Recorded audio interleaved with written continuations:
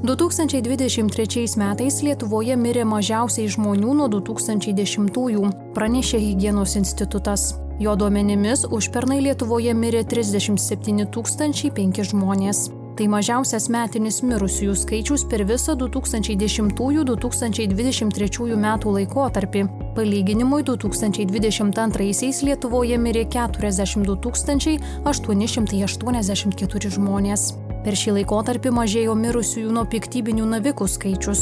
2010-aisiais jis Lietuvoje siekė 8110, o 2023 metais sumažėjo iki 7784. Taip pat mažėjo mirusiųjų nuo kraujotakos sistemos ligų.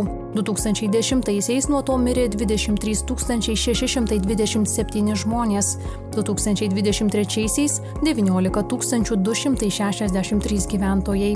Tačiau per tą patį laikotarpį išaugo mirusių nuo psichikos ir elgesio sutrikimų bei nervų sistemos ligų skaičius.